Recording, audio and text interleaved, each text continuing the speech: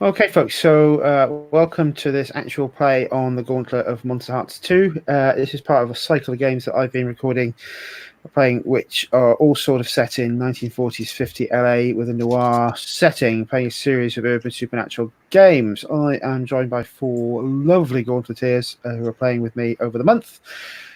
We are playing with the X card. We are set up lines and veils and a palette, and we also have an open door policy, which means if anyone does want to step out for any reason, and one of the players has explained the reason why that be the case, we can do. So we're going to introduce the characters, and we're going to set up the links. We're going to do some establishing questions, and then get into some hard times in LA and Hollywood noir. So, David, can you again just very quickly tell me about everyone about Adam? Yes, certainly. My name's David. I use he, him pronouns. And I am playing Adam Arber, the Hollow. Adam is a young actor, a young star, in fact. He has been a child star for as long as he can remember. He has basically grown up in the studio, gone to studio school, all that sort of thing. He's now about 19. And is just sort of starting to transition into adult roles in the film in the film industry. He has lived his life very heavily under the control of the studio, and yes, that's Adam. Thank you. So we're gonna. In fact, we'll briefly introduce all of our characters, then we'll come back and do the strings. I think that might give everyone a chance to get a feel of what they're playing with and how to get involved. So, Ferret, can you tell us about Rudy and introduce yourself, please? I am Ferret, also go by Sawyer. Just use either name and I'll answer. I use he, him pronouns, but I don't care which pronouns you use towards me. So again, use whatever and I'll answer. I am playing Rudy Forsyth, the vampire, and I am using the asexuality rules so I have the spade next to my character. Though he is asexual, not aromantic, we'll see how that goes about. Rudy was a good old Southern boy from Alabama before his parents decided he was a bit too soft for the farm life and sent him to live with his uncle in LA. And his uncle was not really well connected to the family, and Rudy found out why, because I don't know the name of this boxer yet, but this really not like major league boxer kept coming over to the house, would pay Rudy like $20, which is really big, to just go out and do whatever you wanted. And he didn't want to go out one time and came back home to find them canoodling. So he keeps that a secret, is being given more money because he is keeping that a secret, and starts using that money to buy drugs. And not for him, to sell to these Hollywood people, to maybe one day become more than an extra on stage. And one night when he was out buying from the mafia, the local gangs, whatever, someone followed him down a dark alley. So he is now a vampire, and his origin is new blood. He's not been a vampire even a year yet. Awesome. So I just want to check out if I heard something correctly from you there, Ferret, that Rudy is asexual. Yes. Okay. He's not. He can still fall in. He's not aromantic, so he can still fall in love. Yeah. But nothing beyond kissing and hugging, please, for him. Don't worry, I get it. I'm British. That's no, I completely understand. That's thank you. That's really important and clarifying for me. Thank you very much. Jim, would you like to introduce Henry to us, please? Yes, Henry, who goes by the name Hacksaw Sims, which he changed from Sipowicz because when you're in Hollywood, you need an Anglo-sounding name. Henry is a stuntman, and he is specifically he's younger than the typical stuntman. So I think we're kind of trying to, since it's Monsterhearts, we want characters that are kind of towards the younger end of the scale here. So he like does a lot of stunts for like child stars and like young actors and stuff like this. So he's a little guy. He's maybe like, I'm gonna say he's like 5'5", 5'6", something like this. So he can, you know, in a long shot, they can put him in for like a teen actor or something like that. So he has been doing this for a few years. I think it's a thing where like I think I imagine he just got like, he's a local kid from California who just got discovered by a producer who saw him you know, up on the side of the building on his window washing rig, and you know, saw him like take a tumble, nearly fall, grab on, do a thing that looked like a stunt. And when he came back down, he didn't seem like he was particularly worried or scared about it. And the producer, and it can maybe even be the same producer that, you know, is involved with other folks, said, "Kid, you know, I need someone with ice water in their veins, and I think you've got it." And so I can't say I'm going to make you a star, but you're gonna get to hang out with him. And so that was good enough for me.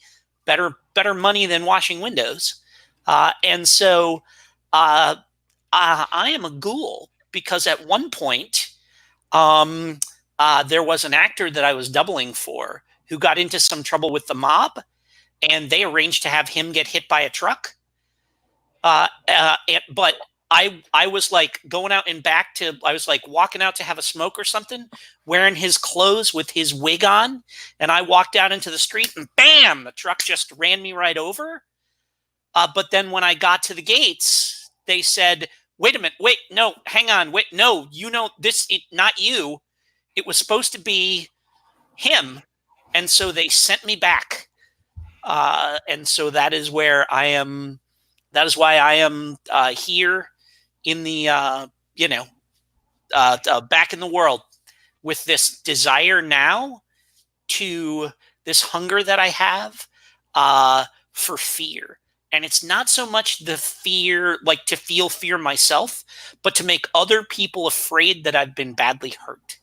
And then to kind of feast on that energy of other people being worried about me. And then I can, when I reveal that I'm actually okay, it's kind of it's a whole weird thing.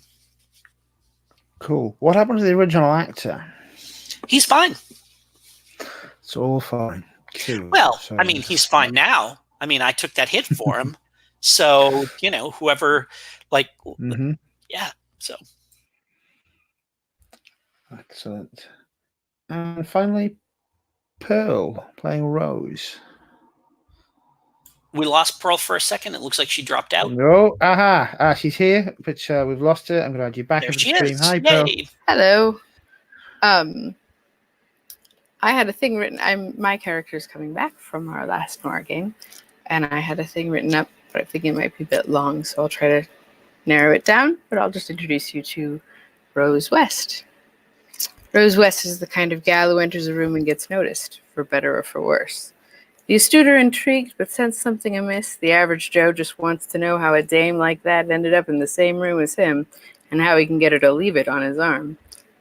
The populace knows her as a Hollywood starlet, and all the gals at the picture shows want to know how she manages to maintain that youthful face year after year. What is her secret? Those in the know, though, let's just say they try to keep their distance and not think about that too much.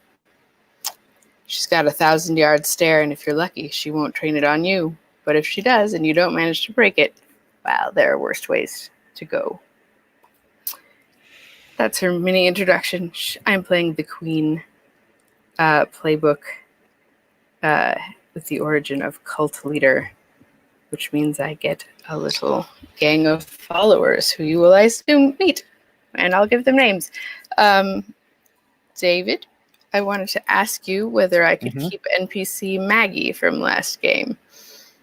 She could almost undoubtedly be one of your gang, I think, is the answer to Oh, that. that Bill makes Rose sense. can definitely have Perfect. Maggie as part of her the Queen's setup, which we'll do in terms of your build at the moment. Okay, so that's all of our 4 characters. Thank you very much for that. Each character then has some backstory, so I'm going to go back along the character keep order to Adam, played by David, as a hollow. And there are 2 backstory questions that we need to answer. Okay, so Adam, you've been taking your social cues from someone. Doing so has taught you a lot about them. You can gain 2 strings on them. I'd quite like that if that was Hacksaw, because I think, well, just if nothing else, just because the perversity of the actor taking all of his cues from the stuntman is is too delicious for me to pass up on. So, and he's a young man of probably a bit older than me, but I can see him being kind of someone I've worked with before and something of a, someone I might look up to. yeah, that sounds awesome. So Hacksaw was a stuntman for you on a previous movie. Yeah. Okay, and what sort of social cues then you pick up from a man like Hacksaw? I think probably his confidence. So is Adam a bit of a sponge when it comes around to these sort of things, around how to act proper and normal? Yeah, very very much so. Yeah, very much so. Mm-hmm. And does this ever get him into trouble? Probably to an extent. I see him as being quite heavily managed, or certainly has been up until this point. The extent to which the studio is probably able to continue doing so is starting to come to the end a bit. Is his star potentially waning? I think more so that just because he is older now, and it's less easy for them to completely control what he does and where he goes. Mm-hmm. Awesome. Okay. What about your second? Actually, no. I'll tell you what. I'm going to do one question from each character and come back for the second one, so we try to get a spread of ties there. Sorry. The vampire, played by Rudy. You're beautiful. Gain a string on everyone. I wanted to sort of augment that, since I am a drug dealer to the stars. Like, I wanted to have given something to each of these people, if that's okay. Like with Hacksaw, it's probably painkillers. With Adam, it might be speed, or the pre-ADHD medications to stay up and memorize lines and things like that. For diet pills, I think, is the diet term. pills. Yeah, and for Rose, I see that your gang is connected. Would that pills? Yeah. I see. Would you have taken something from me, or would maybe you be a source for me? Just a handsome source. I think probably more likely a source. I have a well-connected gang, and unless you're a source for them, which is also possible, I am capable of getting, I think, most of the things I want. Understood. So yeah, I'll take a string on everyone. I think does Rose presumably has a lot of parties, mind you, so having a tame metal drug dealer in your pocket is always useful. Wonderful, thank you for that, Rudy. That was a great setup, and then we're going into the ghoul. And first establishing question for the ghoul. I'll get to it. Someone reminded you what love was when you thought that death had stolen it away from you forever. Who are you gonna give that string to? Hacksaw? Like, I mean, Rose is the obvious choice, but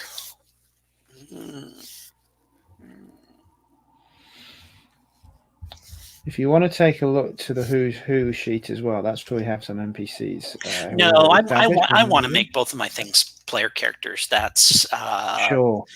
I think that's definitely what I want to do.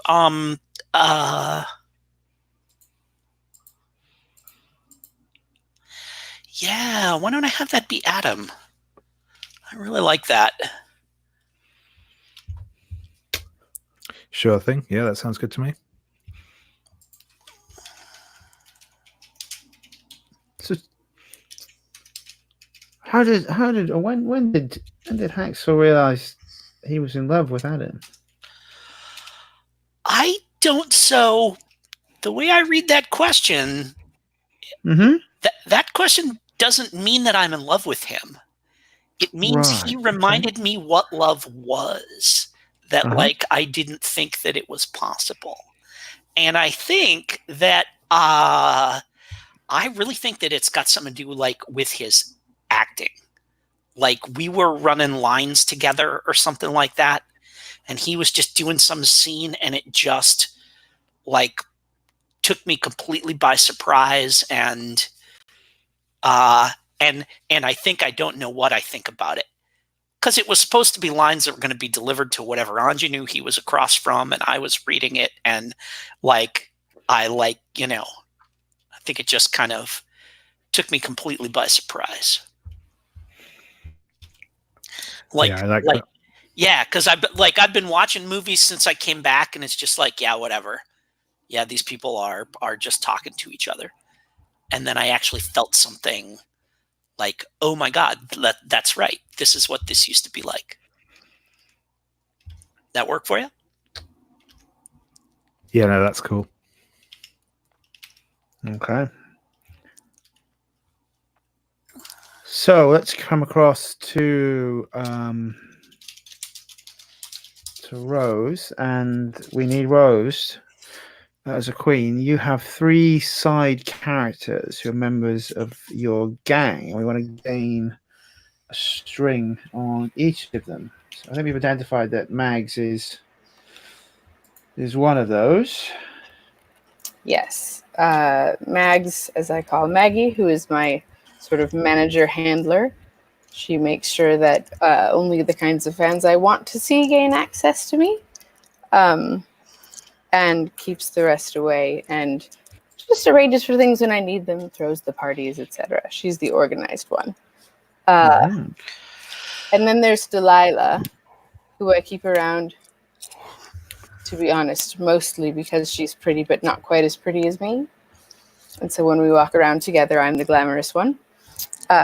Luckily, she adores me, would never suspect such a motive. I'm certainly not going to tell her.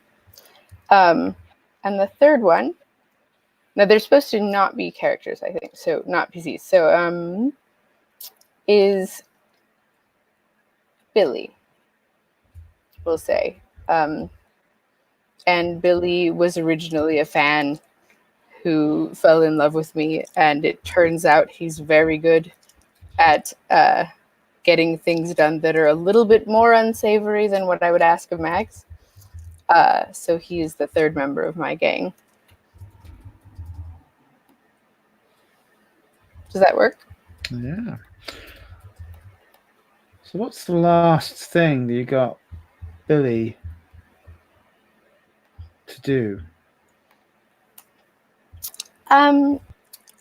Some undesirables had found out the location of one of my secret parties. It wasn't Mags's fault, but they were heading to the party, and I got word because I have eyes and ears all over town, and he just did a little something with their transportation situation to ensure that they would not be making it to the party, and there might have been some collateral damage. You know, I try not to pay attention to upsetting things. I'm very delicate.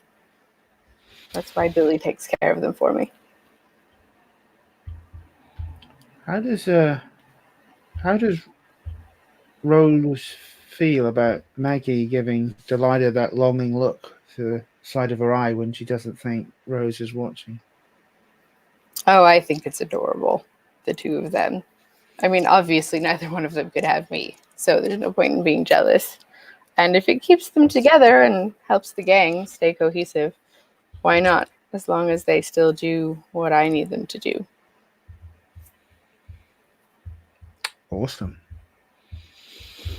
Lovely. Let's go back to Adam and his second character. I've lost Jim. Oh, yeah. Oh, there he is. I'm adding Jim back to the stream. I did the same thing Pearl did. What was that? There's a thing where you can click it and go backstage. And And will take you over.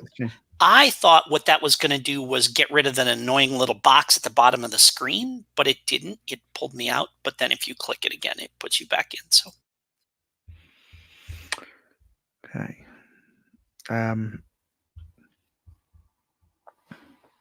Yeah, we're doing one at a time, Pearl. So I'm going back up to Adam, who is our hollow, and your second establishing question. Someone's seen through your invented past and realized it's all lies. They gain 2 strings on you. Who's got some strings on Adam? Yeah, I'm happy for whoever wants to take that one to go for it. Really, I don't have anyone particular in mind. I think that could be Rudy. I mean, he lives sort of. He's used to seeing through invented past, like his uncle's not, waiting for the right woman. People saying they don't do drugs, but who has that little twinkle in their eye or that rub of the wrists kind of thing. So, like just from perception practices, he might have researched your past movies and noticed like there might not be a birth record or something. Yeah, that sounds good. Okay. And as for Rudy, someone once saved your unlife, and they're going to gain 2 strings on you. Who's that? I think this is Rose. I watched the first 2 episodes of the last Urban Shadows game, and I remember she was an emotional vampire, so I'm basing a lot of I think she's a much more controlled emotional vampire than Rudy is, since Rudy is so young at it. But I think he was feeding on actors, but not getting full. And she taught him that it's this is fake emotion. You can't survive on fake emotion. You need to try like go to a cafe, see some people do unrequited love, or do this. You'll get full, and you won't end up hunting down an actor and drinking their blood because that turns them. So is Rose teaching you what it's like to be a real vampire then, Rudy? If it's okay with her, I think she is my mentor. I would love to be your mentor. As long as you adore me, because of course that's what I crave the most. I adore you in my own way. That's I mean, fine. I can't give you everything that most men can, but I can give you most. I mean, adoration doesn't have to be of any particular persuasion. Oh, So, sweet. And I mean, I do what you say, which I think is what you want most of the time. Yes, I do like it when people do what I say, but I also very much crave adoration and recognition. So, as my mentee, I will get you the same, but I expect you to perform what we are learning. Okay. Take 2 strings on me. All right. I wonder as well, actually, that might also play into Rudy seeing through Adam a bit, because he's obviously used to actors having, or certainly when they're acting, having sort of fairly muted emotions, but with Adam it's almost barely perceptible, I think.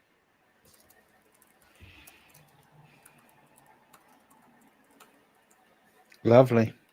I'm really looking forward to seeing some scenes with Billy and Rudy. I think they're going to be best friends.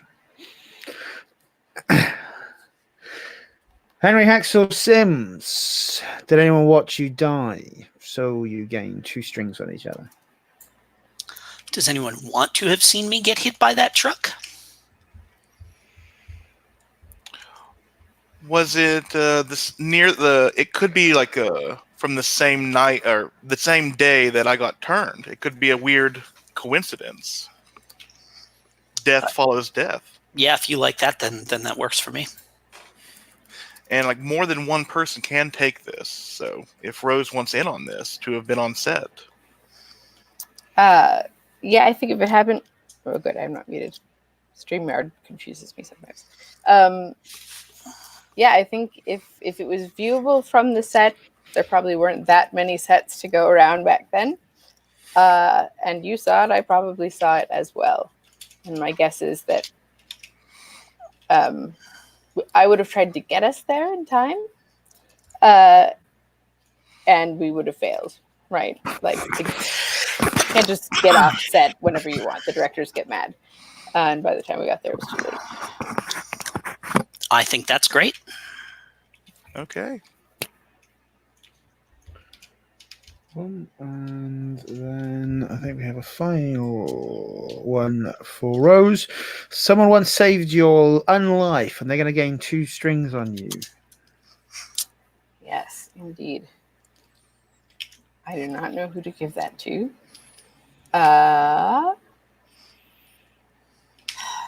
You're not quite pointed in at Adam at the moment, if that helps you. Yeah, I was thinking that. I'm just trying to think of. Oh. So let me put something out there, which is I would rather have just one person have seen me die. Okay. And then if you want to point that saved your life at me, I like that better. That's because then that gives me different things to point at different people. I'm happy to have that. That or both things. How did you save my life? Or unlife, as it were. I'm hard to kill. Yeah, I mean, I guess the question is like, I mean, because my thing is like, I literally could have like stepped in front of a bullet, or like, you know, someone was coming after you with a whatever, a stake, or the holy water, or whatever it is, and I can do stuff like jump on somebody, crash out a 3rd floor window, crash down to the sidewalk, and they're dead, and I'm busted up really bad, but I'll get better. So some kind of situation where basically, like, by doing something that looked like a stunt, I got you out of trouble seems to be the thing to me that, I even like shoved you out of the way of a car and got hit myself or something like that. That's the only thing, because that's quite interesting, is that I'm not actually playing the vampire playbook. I'm playing the queen. sure. And my So second question is not actually who saved my own life. Oh, that's I was wondering. I was wondering about that. Of course you are. Sorry. Trusting that. Yeah. No, that was lovely, but that was my mistake from looking at the wrong playbook. You're quite right. Still build that in. I'm still stealing that because that gives me some nice ideas. But you find someone threatening, give them a string on you, and take a string on them. Sorry, my apologies. That's quite all right. Who should I find threatening? Let's see. Probably not Rudy, because he's my mentee. I am largely immune to, like, I'm immune to love. I'm immune to feelings. I'm like, I don't find any of your gang particularly alluring. The question is, does that just make me dislike you intensely, or am I actually threatened by you? feel Well, I like was thinking with the emotional vampire thing, there might be just something that is weird. yeah, maybe that I can't seem to get her in anything. I'll take it. So then we take strings on each other in Cool. that case. I like that. I like that better than the having seen me die. So if we can just have it just Rudy saw me die, Sure. I like that. Cool. That's excellent.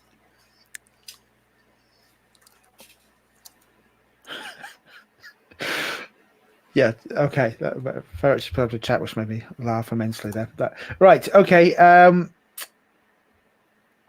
So I think we fitted up some of our NPCs. There's others which may come into play in the Who's Who. Feel free to pull upon them as you see fit. We have Mr. Nobody, who is all teeth and Obi Summers, who is a fae and an owner of the nightclub in town, the Cairo. Ruby Chance, the Hollywood agent. The Black Widow, who runs a escort service, a detective, and some unseelie mafioso. But I also decided to put a little bit more painting around some of the scenes here and ask people some questions. And asked this one of Rose. Rising star Peggy Crane jumped to her death from the H on the Hollywood sign last night. What did Rose have to do with it? Well, rising stars need to show respect to those of us who are already established. And I didn't feel like she was very respectful. And she just certainly didn't act with any deference. I just asked Billy to have a chat with her. I don't know how she fell off that roof. Good heavens. It was a tragedy. We're all so very upset. But I'm sure that Billy didn't have anything to do with it. He was just supposed to speak to her a bit. Seems legit. I'm really starting to get a feel for Billy. The Black Widow is one of your secrets in her collection. What does she know about Adam?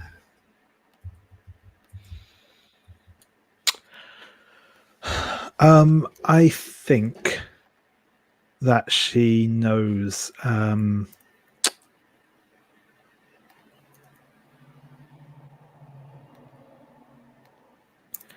Yeah, I think she knows where he really came from.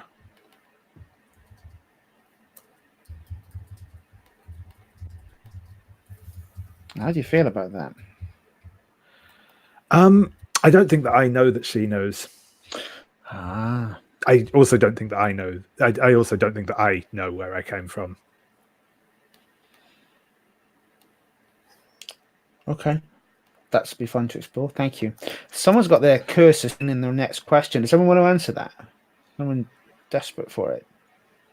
Mr. Nobody took an interest in you. What is he dangling as your hopes and dreams? He's going to tell me. Yeah, go for it, Jim.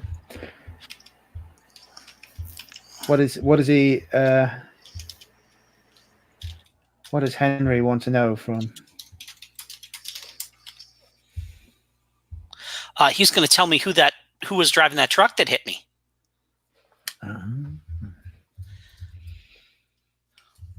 He knows stuff like that, like who wants who, killed, and who owes who gambling money and whatever. But so. Okay. Rose has a history with Mr. Nobody if previous things are to be taken into account. I'm happy for that same history to continue on to this game. Sure. If we would like. And I can share that with everyone if they would like.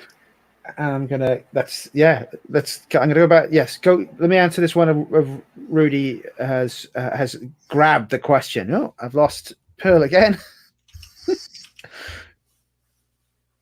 Everyone keeps going off screen. This is weird. Are you doing this yourselves in terms of clicking a button, folks, or is that? Yeah, I'm trying to mute myself and missing, is what's happening. Cool. Rudy, you want that question, so give me your answer. I Who assume is the hack from? Let me answer that because they want to see the screen. Who is the hack from Confidential trying to get in contact with you? and I assume Confidential is like a tabloid or a. It was the tabloid of the time. If you watched LA Confidential, it is the hush hush, strictly confidential. Whether some of these things were real or not real, and if you got in there, you probably hadn't paid enough money or pissed someone royally off.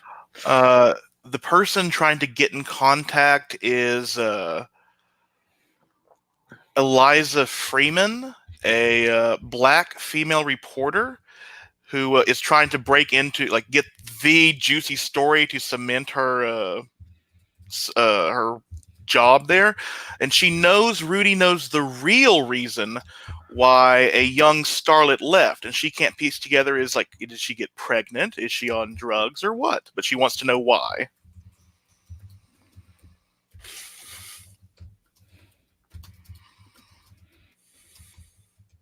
Lovely. So it's I will put them into the who's who in a second. Neat. I think that's the Ruby Chance question of Adam. Ruby Chance is the agent in Hollywood. Perhaps you're not quite booking the big films at the moment.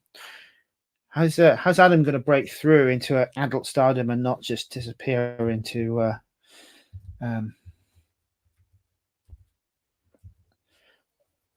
youthful child acting? Yeah, I think it's more that he wants to get out of the contract he's currently in. He wants to get out of the studio and make his own way.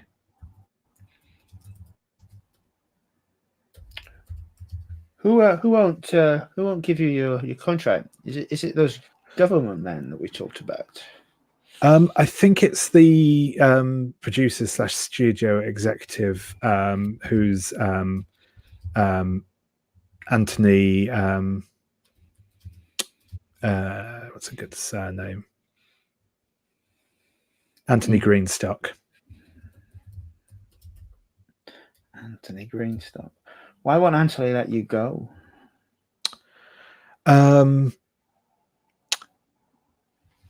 Because he thinks he owns me.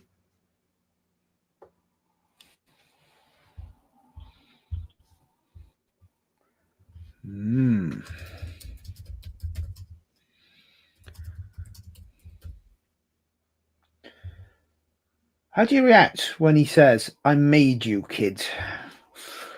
Says it with real feeling. A mix of emotion, because he has sort of always been there for him. He's in many ways been more of a father figure to him than the parents he doesn't really remember. So but he also feels like he needs to be independent now.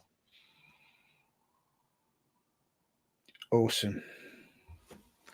Jim, you've got excited with Hacksaw, and which member of the mob would you owe a favor to for clearing up some trouble?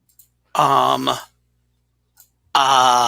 would be Adam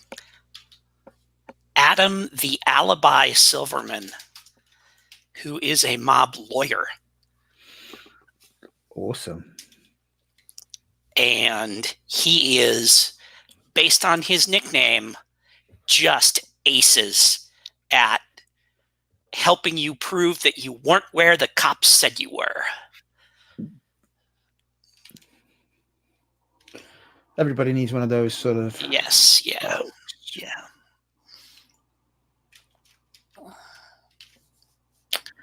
So, Rudy, which of the two questions do you fancy? I think the one about who did I leave behind for coming to Hollywood, and I think it's my ma and pa, because they sent me away. If I get successful, I don't want them to leech off me. Aw. For Rudy. Yeah, my uncle's my family. He's taking care of me. And what do you think will happen if they found out about your uncle? We named him. We did not name him, but his name is Joseph Forsyth, and if it meant getting at me, they'd put him in a mental hospital because that's what you do with people of his predilections in these times. Okay. Exactly so. That's interesting. Someone you love has gone into fight in the European War. What was left unsaid, Rose? Someone has left. Rose, someone left you, possibly someone of your retinue or a lover has left and gone to fight in the war against the Germans and the fascists. What was left unsaid? What was left unsaid? Goodness. Nazis. He went to fight Nazis. I know. So I can't really say anything bad because you know how I feel about Nazis. Always kill Nazis. I think what was left unsaid was that I was proud of him and that if he made it home, I intended to show it because I genuinely cared. I don't generally say things that make myself vulnerable, so I probably didn't say so. That is how I felt. Yeah, that's what Rose wanted to say, but yeah. You left it on bad terms, didn't you? Or he just left, stormed out the door, and you said nothing. Yeah, I think he tried to get me to say something to that effect, and I tried to communicate with looks and innuendo and whatever I could, but I just couldn't bring myself to say it. And he said he was sick of my games and whatnot, and he was going to go do something meaningful, and, sort of stormed out. And I almost followed him, but someone might have seen, and reputation is everything around here. Wonderful. Okay, that's helped me find your characters with some darker questions for them. So maybe we should set ourselves then the first scene and bring everyone together. I think it's the final day of shooting on Adam. In fact, let's suggest that Adam, Rose, and Henry have all been working on the same film. The clicker has gone down. It's the rap party, which is held at the Cairo. The Cairo is the place to be seen. You want to make it in this place, you want to be seen. Snap, drinking martini glasses with the who's who here. That who's who is the Hollywood elite and the mob and the politicians. They all come here. Obi Summers runs this place. He always arranges a hell of a party. Some say the best party in all of LA. But, he's a loose, slimy, pansy bastard who pays good money to make sure things stay hush-hush. Unless, of course, he doesn't want to.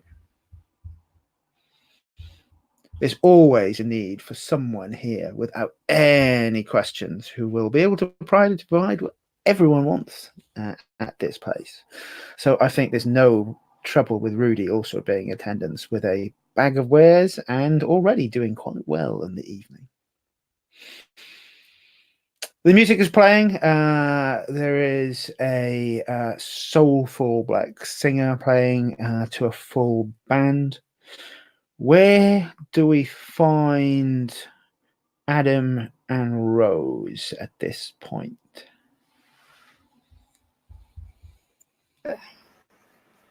Adam and Rose. Well, partially up to Adam, but Rose likes to dance, so I imagine that she is dancing.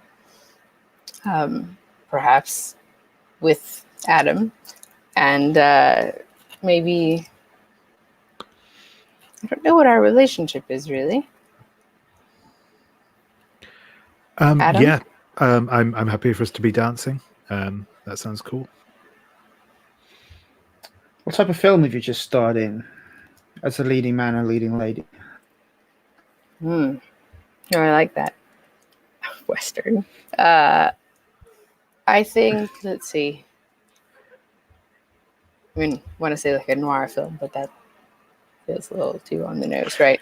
How about a suspenseful, like a romantic thriller of some sort that has tap dancing numbers in it here and there? Yeah, that sounds good. Musical thrillers. Excellent. Ooh, I like the Topaz Peacock. So let's say you're sitting around a table with Anthony Greenstock. A fresh line of martinis has just arrived, and he puts his hand and pats Adam's and says, "Adam, my boy, this is going to be a great film. You need to give up with these ideas of heading off to the studios, Adam. Don't think I don't hear these things."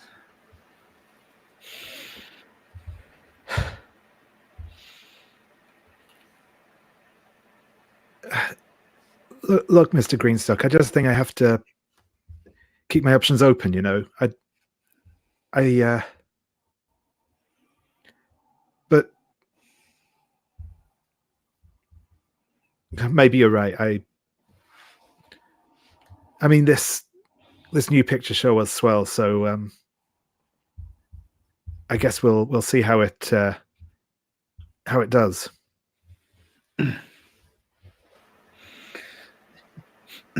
You're the most difficult point in your career, Adam. You're gonna grow. It's turning into a man.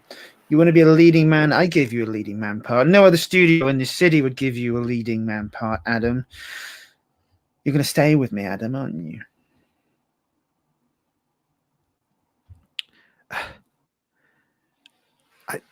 I guess so, Mr. Greenstock. Yeah.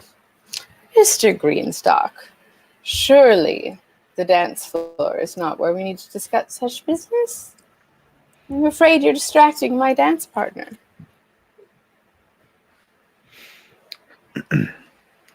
He smiles at you and says, "You're always right about these things, Miss West.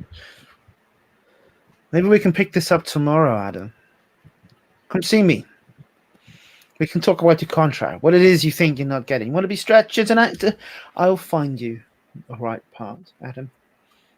I just don't want you to leave." Sure thing, Mr. Greenstock. Good lad. Pats you on the cheek in that sort of fatherly way and heads off.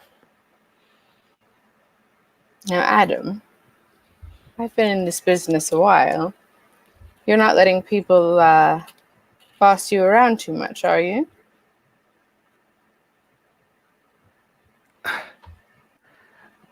No, it's fine, Miss West. It's just, well, I guess I've always worked here, you know, so it's I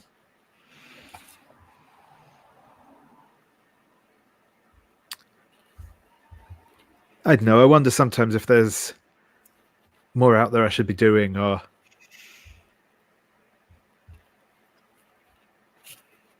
Well, that's exactly right.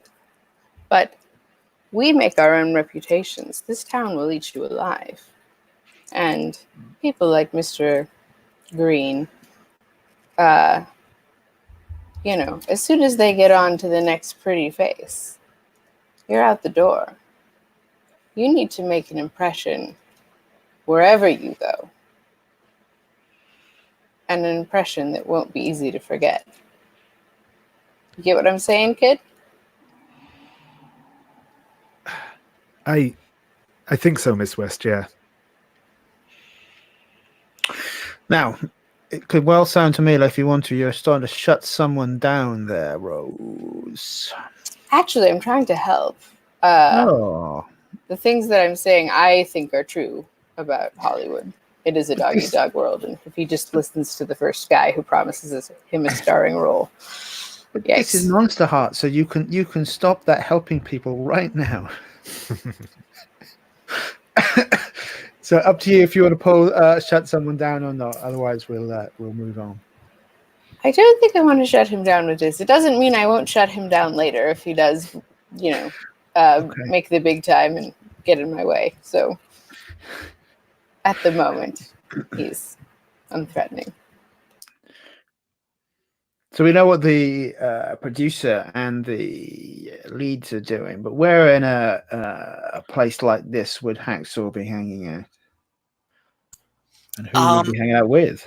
Hacksaw is, I think probably like, I think we would be hanging around like wherever they like park the cars and stuff like this. And it would be like me, some other stuntmen, like the makeup girls, like some of the grips and stuff like this. And we're out there like smoking, and someone has just like one of us just went in and just like grabbed a couple of bottles of, bourbon, like a bottle of bourbon and a bottle of gin off of the just like off of the bar, and we're just kind of hanging out there, just like shooting the breeze. We all have suits that we wore, but like our jackets are kind of like tossed over the hoods of cars, and our sleeves are all rolled up, and we're chatting with each other, maybe playing some, like maybe there's like a little card game going with a couple of valets or something like that. But like we're just kind of here, like we're gonna have to like drive people home. We're gonna have to like like the gals may get called halfway through to go touch up someone's makeup or fix their hair or whatever, If a fight breaks out, a couple of the stuntmen may have to go up and like break it up or whatever. And we're just kind of hanging out and enjoying being able to just kind of relax and drink and smoke. And Cool. So a few of the off-duty musicians have also joined outside. They're playing harmonica and tapping along. Reefers have appeared from somewhere and are making their way around. It's a melee environment, and one of the grips, in fact, let's call him the lead grip, straightens his tie and pulls it down a bit. He goes, "Man, I hate these monkey suits." Price of admission. I reckon that you probably what'd you used to do? What'd you used to do before this? Before you put that monkey suit on? You said I used to work in construction. Yeah. So you making better money than when you worked in construction? Says, yeah, I guess, but I don't want to. It's not a monkey suit. It's not a monkey suit. It's a uniform. Just like if you're in the service, you have to wear a uniform. You're driving people around, you got to wear a uniform. It's just a uniform. It's what you wear to work. Don't let it get to you, because just get paid, man. Get paid. Hoop-de-doo, Hacksaw salutes at you and pops the reefer into his mouth. There are some flashlights and then 2 car lights at the top of the alleyway as you're on the back of the club. And you can see 2 figures with flashlights walking towards you. And I kind of like wave at the musicians, like, get back inside. Because these, to like kind of, we know the drill of what's going on here. And I'll take my jacket and do that thing where I like sling it over my shoulder with 2 fingers and just kind of, like pop my butt off of the hood of the car and start walking up towards them. Okay.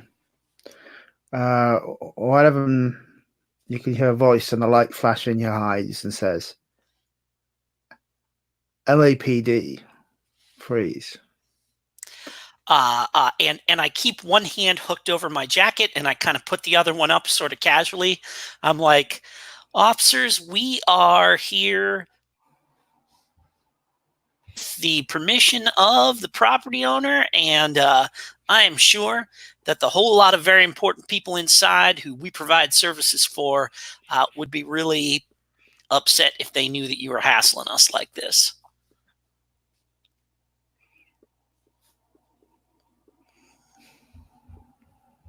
And he looks at you and says, "And who are you?" I'm Henry Hacksaw Sims, sir. I provide body double services and stunt coordination for a whole lot of the very powerful and wealthy folks in there, who, as I will say again, would be awful upset if they were to be put out by having us, not be there to drive them home and take care of them. They got to be waited on hand and foot. You're a Hollywood cop. You know what it's like. So circles the car that you were sitting on. He goes, "Is this your car?" Sir, if that were my car, I would be inside and not out here. Takes out his nightstick and sort of taps it gently against the back taillight and says, "Uh-huh. What are you out here smoking reefers for? Are you a reefer head?" I am not a reefer head, sir. I find that the effect it has on my reflexes is not conducive to me doing my job well. I'm more of a bourbon man myself. So we got a good tip to someone here selling quite a lot of stuff. You could find him for me? I'm sure we'd be friends. I am afraid that my name is not going to be on the guest list to get me inside there, sir. Okay. And I am actually trying to shut him down, like not gonna be your snitch for you, dude. Sure. So you are now trying to shut someone down. So I'm going to roll with cold, which is, let me just make sure I know what I'm doing. That is +1 for me. Mm-hmm. So let me go ahead and hit some dice here. So that's a 7, +1 gets me to an 8. So on a 7 and 9, I'm going to choose one from below, but come across poorly, and they give me a condition. So they're going to gain a condition on you, right? Okay. They're going to give me a condition. Oh. And I'm going to take +1 for it against this asshole. Okay. So he's going to give you a condition of shifty look.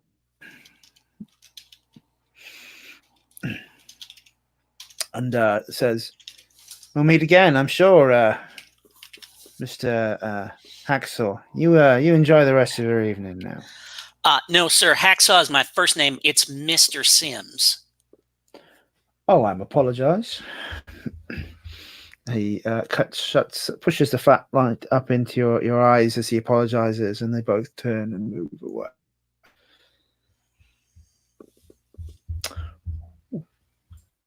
Where do we find Rudy for the first time this evening? Oh, he was witnessing that entire situation. He was out, I think, handing the reefer around. If that's okay. Awesome. Yeah, absolutely. Please, no one feel at all you can't grab the narrative. Just grab it any time. It's much more fun. So yeah, he's yeah. What do you want to do? Yeah, then? I think Rudy's limbed in cigarette smoke because as soon as he saw the lights coming towards them, he put out his reefer and he steps forward through the cloud. It parts in front of him, his eyes gleaming a violent red as the even though the cops' lights aren't on, as their rear view mirror, their rear view lights start disappearing. And he weighs about the same as Hacksaw, but he's a lot more lanky and taller. And he puts an arm around Hacksaw's shoulder and gives this sort of lopsided grin. Well, if you were still buying from me, that would have gotten you some free services for a while. I don't like to owe anybody in exactly that manner. This is gonna cause all kinds of ruckus upstairs if we don't go tell them what's going on. You need to get inside, I assume. I don't need to get inside, brother. You've got the entree. Sound the alarm. Gendarmes are on their way. Great. This is going to cut into profits tonight, and I think he has like this messenger bag, and he reaches inside and hands a Hacksaw flask. Just consider what's inside, a little gift. A bit of appreciation. Yeah, that's going to cut into your profits, but cut into it more. Your client's getting busted. You're right. You're right. Oh, that's... I might be in the wrong business. Trust me, what I had to do for that, you're not. And I kind of, like 2 pats on the shoulder, like, good luck, son.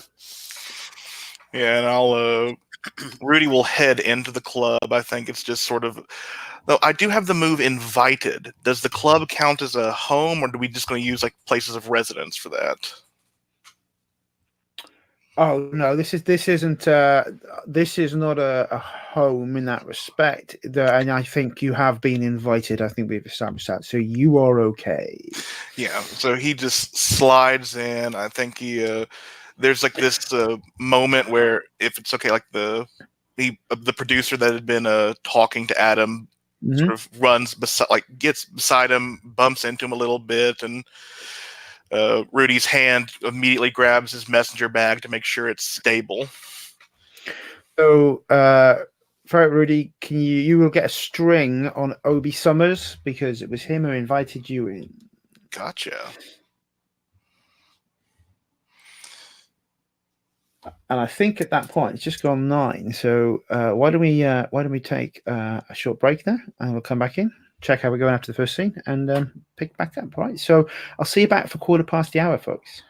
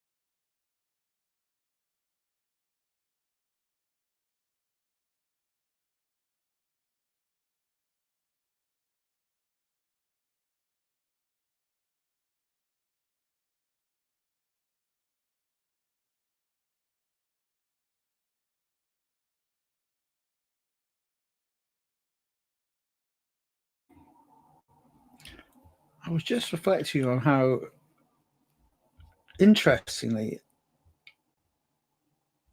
though there's romantic intention, how unsex motivated many of these characters actually are.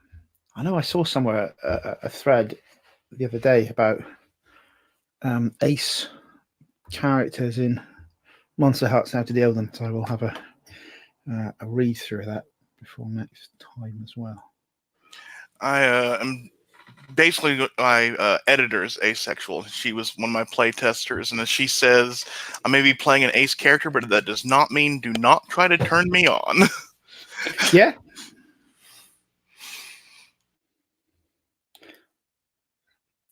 Yeah, that seems like the sort of thing that would definitely happen.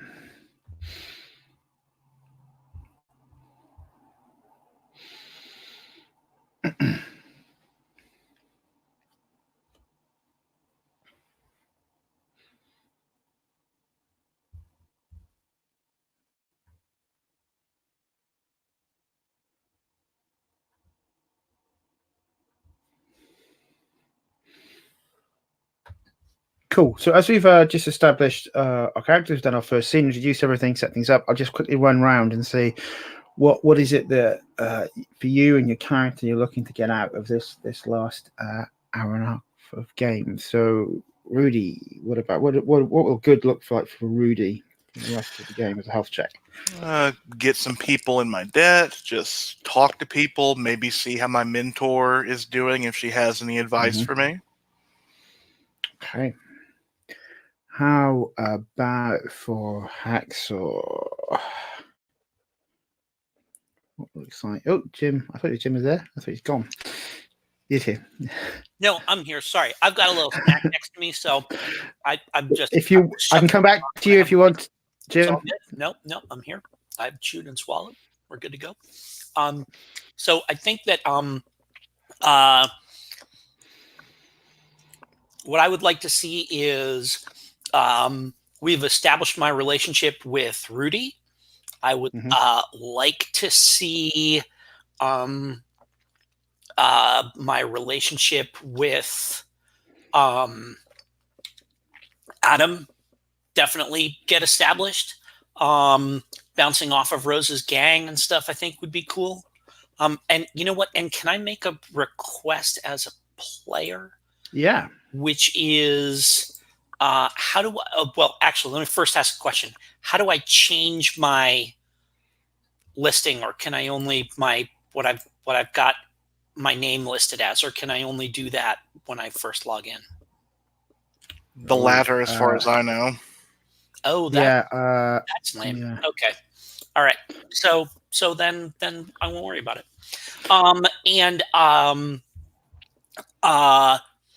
And since I've got that +1 forward, at some point I'm going to have another run-in with. Now, like, is this a thing where because I have +1 forward against a couple of specific beat cops, I've got +1 forward to whatever my next run-in with the cops is, or would it have to be those specific cops? Oh no, it's just +1 forward to anything. Oh, I thought that when you shut someone down. Oh, you take 1 forward. There we go. For whatever. You know what? In my head, it was just with them. So there we go. Okay, so I'm walking around feeling confident. I like that. I feel it's deeply groovy to have the Monsterhearts guru in the game. It's awesome. Cool. Thank you.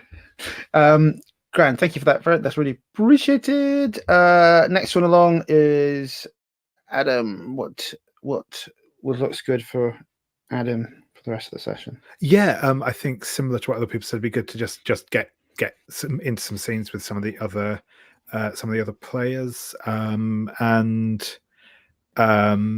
yeah, I think that's the main thing. I think for this evening for me, and see what comes out of stuff happening. I am more than happy to be victimized and so on and so forth. It's Wahahaha. And how about Rose? The only thing specifically would be that I would like to at least have another short talk with Adam before he meets with Mr. green stock, but that doesn't have to be necessarily by the end of this game, depending on when he's going to have that meeting. And I would like to meet my mentee, possibly. Okay. Yeah. But That's good. If anyone wants to see any other scenes or wants to go, woohoo, I like the look of that, do sort of O-card it into the chat window at this time. But let's pick up with Rudy, who's just made his way into the club and was looking. Are you looking for Obi, or are you looking for the producer, who is Anthony Greenstock, or whom? I think the producer just rubbed past me, and Rudy gives this sort of just aggrieved look of, oh, poor me, but moves past and is looking around, just trying to figure. I think he's been here a while, longer than most of the people. He's passed out most of his stuff tonight to the regulars, and I think he will go see Obi just to get a bit of information before he goes to the dance floor, because he's coordinated like a cat in a bath. Cool. Obi is one of those mid-Atlantic accented Brits. He's been here for ever such a long time and has a darling habit for martini and cocaine. So he, as you approach in his fine smoking jacket, he looks at his almost empty glass and sees you and says, "Rudy, how delightful as always," and leans in to kiss both of your cheeks. And I'll hold on to his waist a little bit and slide the product into his pocket as we're doing this little kissy bit. He goes, "Oh, I know you don't like the European greeting, but it feels so appropriate when I see you, young man." Well, we're a bit similar. We've both overcome our accents in a world that didn't seem to appreciate them. Oh, indeed.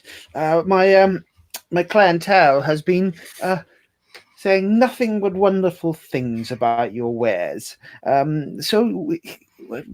hope you have done well out of this evening, young man.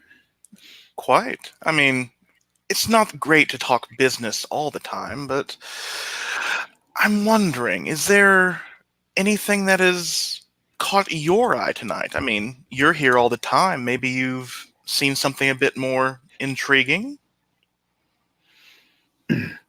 He puts his arm over yours and then points out towards Adam, who is still on the dance floor with Rose, and says, "I would love to unwrap that little piece of beefcake." Yeah, he says that it's not a judgmental. It's just like, I've heard that term. He's an interesting one, but you may have some competition with whom he's with. Probably so. There usually is, but the films he's in and the westerns, I could show him how to really ride a horse. I'm sure you could show him how to really ride a lot of things, but You wag. I do have to put my mouth to some kind of use now, don't I? What brings you inside, anyway? Well, it seems that the police have been wandering around your place of business. I would hate for there to be a bust, and I mean that with all sincerity. This is a haven for me. It seems like a terrible thing. One will hope that they don't come inside. I'll ensure that we take care of things. You're such a good friend. I will see you soon. Ta. I'll pass on your goodwill as Rudy starts heading to the dance floor. Okay. So as you're approaching the dance floor, the song that Adam and Rose has just been dancing to has come to an end. Light bulbs are flashing as the two leading stars leave the dance floor. Yeah, and Rudy will get close by and I think wrap an arm around Adam because he would never dare put his body on Rose without her permission. You're looking well, Adam. Did you enjoy your time? Oh yes, the dancing was most fun. It's sorry, the face is familiar. It's Rudy. Rudy. Short for Rudolph.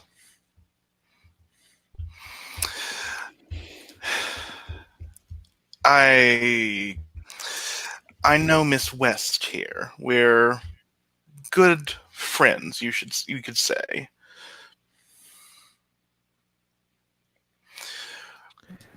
Oh, I'm sorry. Did you want to cut in?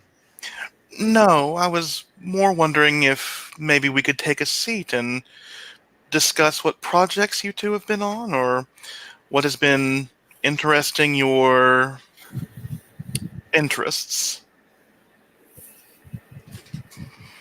Are you asking the both of us, Rudy dear? Of course, Miss West. Well, I could use a drink. Adam? Certainly. I'll. What would you like, Miss West? Oh, they'll come take our order. And if they don't, I'll send, I don't know, Mags or something. Let's just find a table in a good spot. It gets so crowded in here. I think Rudy will find a table with that has a few people whose eyes are a bit too strung out, and he'll let whisper that it's this is needed for more important butts to sit in right now. But get us a table to ourselves, and he'll sit with his back against the wall. He's still not quite over being taken in the alley.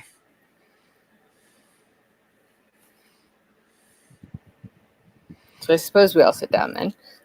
Rudy, are you all right? You look a bit flustered. The cops came by. I was outside. I've been doing my runs, my errands, and they had the nerve to ask about me and this club. And honestly, I think they're maybe planning a bust.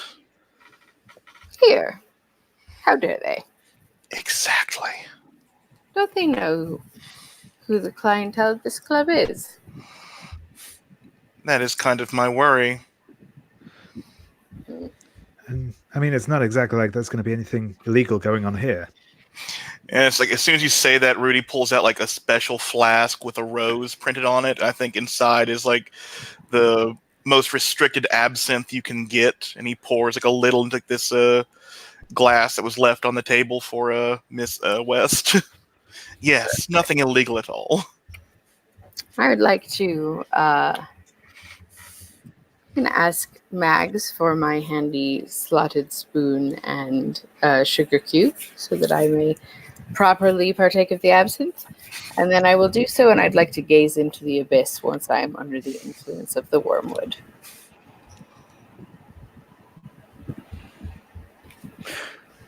Is that acceptable? Yeah, that's how I was muted. Gaze away. Absolutely. All Gaze away.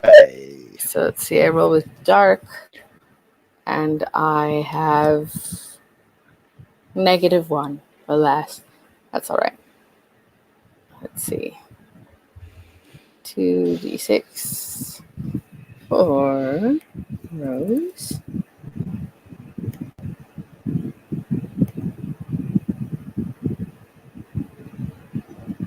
Oh, it's a 7, but I have a -1, so that's a 6. I have failed my roll. The good news is you get an XP. The bad news is you get confusing visions and alarming visions. The absinthe is obscenely strong. You can taste the wormwood, even the diluted sugar doesn't seem to take the bitterness away. It reminds you of the first time you drank blood. It is pungent, strong, almost overpowering of your senses. You look around the room and you see a thick blood red almost garrote tie on Adam's neck. You see Rudy. His face is blue, like he's been under the water for too long. You see others that you would recognize as supernatural in the audience, sort of the attendees. They're all in various states of dismemberment and harm. Heavens. Boys, I'm not feeling this place tonight. Can we go somewhere else and find a better drink than what this place serves up? I think I need to clear my head a bit.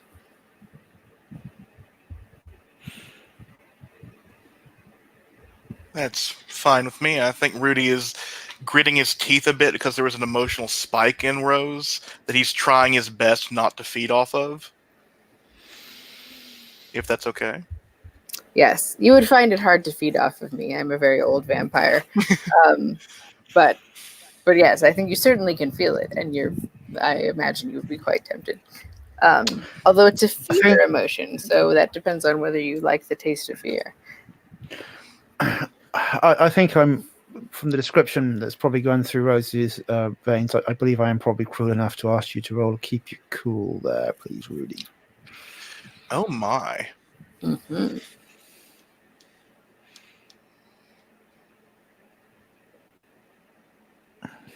It did not roll my dice. Oh, because I did not input a number. Silly me. Aha! I got a 13. Oh. So I get to ask a question about the scene if I like. Yes, you do.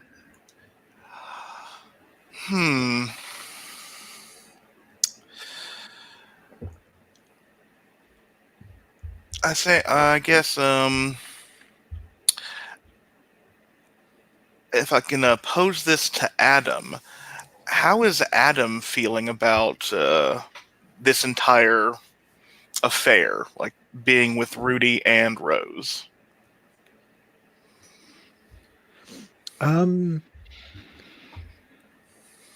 He seems not like actively uncomfortable, but he's clearly like watching both of them to kind of gauge what he should be doing. Mm-hmm. Yeah. So I think Rudy will not, agree with Rose, then sort of pinch Adam's cheek. Come along. I'm sure you'll learn so much being with us tonight, little one. Well, if you say so, I'd be happy to join the both of you. Oh, I think we're going to be more than just us, but we'll see what happens when we get outside. Of course. Well, I hope it'll be a fun party. Oh, it always is, my dear. In fact, speaking of parties and good times, why don't we just head back to my place? I've got a full bar there, and there's always, I'm sure Mags can rustle up some people to have a more intimate gathering and discuss things. Are you sure you want me to come to your place, Miss West? And I'm provoking invited. If you invite me into your house, I gain a string on you. Yes, I don't think I have a problem with that. I think my concern is more about the visions than it is about anything else. So you may have another string on me. Assuming that Adam also wants to come to my, the two of you have to say you want to go, or I won't invite you in when we get there because we won't be there. Okay, cool. I'm going to shift the spotlight to Henry. Whilst these three have been drinking dodgy absinthe, what's Henry been up to? I am very comfortable with just kind of jumping to they are walking out as I am as I am behind the wheel pulling the car up. Yeah, that's fine. So you pull it up to the front of the Cairo. The press is outside. There are shutter bulbs flashing all over the place. You hear the pop, hiss, and click of cameras. Standing as you leave there, you can see Rudy. You can see Eliza Freeman, who is standing there in a coat which is a little too heavy for the winter and a little too long, but she is trying. You can see her looking at you and peering at the other two quite intently. How do you react? I raise my messenger bag in front of Rose's face so she cannot have her picture taken. Thank you. And I'll like motion towards the car, thinking, we need to go. We need to go now. You can hear like people shouting, "Mr. Arbor, Mr. Arbor, are you and Miss West in a relationship? Mr. Arbor, Mr. Arbor." And I'm walking around the car, open the back for them to get in. I'll get in last. Make sure that they get in first. Okay. Boom. Door closes. Walk back around the front. Hop in the driver's seat. Thank you. Those reporters are incorrigible. Yeah. Well, I'm sure the animals in the zoo don't like the zookeepers either, but they do keep them alive. I don't think that particular reporter is why I'm still here, but perhaps. You never know. Is he causing you trouble, Ms. West? Anyone who goes to take my picture without my permission and in a candid setting could be causing me trouble. So I'll just keep an eye out. But we were just discussing a party at my house. Would you like to come? You mean like come inside? I do. Well, absolutely, yes. I would certainly enjoy that. Is Dee Dee going to be there? That's what I call Delilah. Ah, okay. Yes, of course. Dee Dee and Mags and Billy. Where else would they be? Where else would they be, indeed, ma'am? So, Mr. Arbor, how'd it go? Oh, yeah, it was swell. Thank you, Henry. It was we had some dancing and it was a real swell evening. Mr. Arbor, I've told you that you have permission to call me Hacksaw, just like my friends do. Well, if you prefer that, then I'll call you that, Hacksaw. Yes, I do, sir. Thank you. And I reach into my coat and I like do the thing where like without looking back over my shoulder, I hand Rudy's flask back to him. Yeah, I'll take it, and as I put it in the satchel, I'll pull out Obi's like business card and slide it to Adam. You've caught someone's attention. You may have a permanent private table in the VIP lounge if you play your cards right. Oh, thank you, Rudy. That's most kind of you. And this. Oh, go ahead. Sorry. No, please complete your conversation, and then I'll do my thing. It's not really kind. I'm just a messenger. Oh, well, thank you for being a messenger, I suppose, Rudy. When you touch the card, it smells of lily of the valley, a hint of tobacco, and a swish of money. It's quite intoxicating as you pound the card into your own hand, as if there was some sort of small charm on it.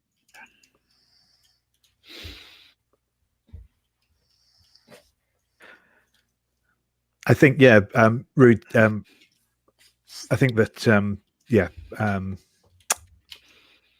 names that Adam will actually briefly sniff it and then kind of realize what he's doing and blush slightly and slide it into his pocket carefully.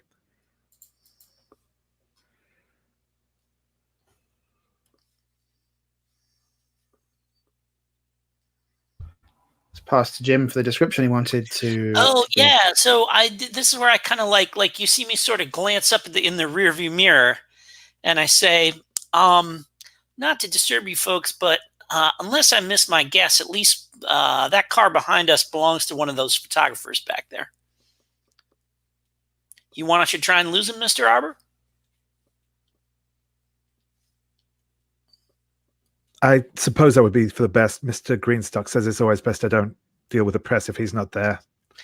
Well, I'm gonna ask you folks to hold on to your drinks then.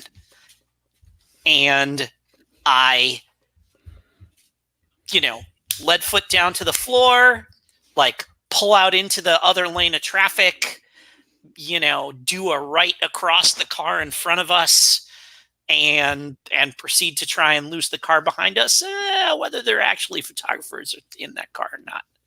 Well, they are now. I've got a really good car that I would like a chance to actually do some real driving in. So let's have a runaway off that, please, then, Hacksaw. Yeah, sure. Roll with volatile.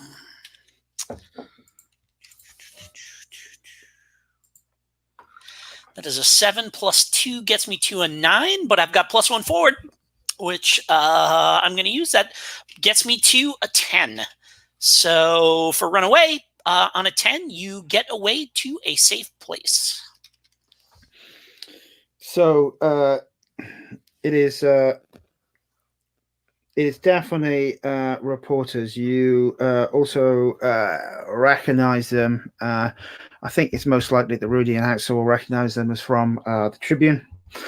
And but you pull across the road in a, as you said, a very unorthodox style, twist around and away. I definitely everyone. Can this have left them in a car accident, run into a guardrail or something like that? Can I leave them with smoke coming out of the hood of their car? Awesome. Yeah. You cut at a stop sign, and they sort of trying to keep up with you, get sideswiped by another car coming the other way as you hit a crossroad.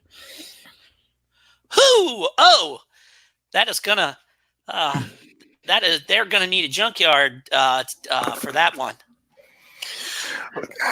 What's going on? Who was that?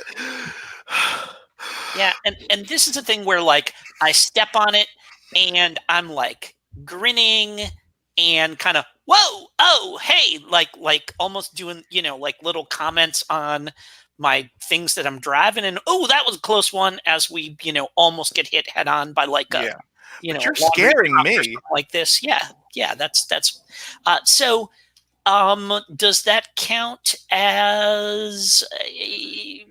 Am I scaring you? But I'm probably scaring you for you, right? And not no. If you get hit, we're all going down. If you do something stupid, we're all going down.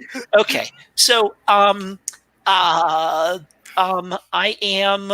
So then we'll count that as having preceded going after my hunger. Does that make sense? Of making people afraid for my skin and stuff. So so I've got satiety as a move. So when I satiate a hunger, I choose 1 heal, 1 harm, mark experience, or take +1 or take 1 forward. And I'm going to take another 1 forward for this, for just I'm yeah, all right. And like squealing tires, smoke coming out as I like, take the corner at a drift into Rose's driveway, and then kind of and do that thing where I like come to a stop, like there's actually like a dink as the bumper hits, like dinks against the gate, outside of her house. How do Adam and Rose react to this interesting driving? I think I'm annoyed a bit at multiple people. Like, Rudy, we are vampires. We can get into car accidents. They don't, like, unless there happens to be a wooden stake in the car, we're going to be fine. All that panicking just makes everything more dramatic. And I've had a long evening. I don't like it. Henry, I hope that ding on my fence hasn't caused any damage. You know how appearances are important to me, don't you? Miss West, I'm sure that it's nothing that your landscape person couldn't get out with just a little gold paint. I'll check. Get out of the car. And I look back at Adam, and I'm like, I could teach you how to do that turn if you want. Yeah, that would be great. Thanks, Hacksaw. That was aces. Just not in front of my home next time, please. Oh, no, Miss West, I would only be in this neighborhood if I was invited. At this point, Mags comes out and looks, raises her eyebrow. Delilah comes running out, kicks off her shoes, and jumps onto the car and pours champagne all over it. Isn't Delilah a treat? Hello, darling. Dee Dee, you rascal! What are you doing? That bottle of bubbly probably costs more than they pay me in a year. It does. I thought we were christening a new ship. We have a whole case of them downstairs. It's fine. Has she poured out the whole bottle? Is there any left? And I hop out of the car. And I walk over to Delilah, and I just kind of throw an arm around her shoulders. And I say, no, that's not how you do it. You're going to christen something. You got to do it right. And I kind of wrap a hand around her hand. And I say, when you christen it, you got to break it. And I like bring her hand up and then slam it down into the fender of the car to smash the champagne bottle. Like this. And now there's glass in my driveway. Explodes, denting the silver fender. Dee Dee giggles with laughter at this and says, "Oh, Rose, you just worry about the silliest things. We can have that buffed straight out in the morning. More champagne." But Delilah, you know that I know how you are. But Henry, I would like to encourage you not to do anything else on my property that will require cleaning up. Oh, I'm sorry. My apologies, Miss West. I thought we weren't inside the gate yet. And I just take the like shattered neck of the champagne bottle and just like toss it into the bushes. All right. I am now. I would like to try to shut this down. Does this count as him being shifty? Yeah. It's legit. So what I'm going to say in an attempt to shut him down is, I like you. And I like Delilah, luckily for you. My patience only goes so far. Have you heard about what happens to people in this town who try my patience?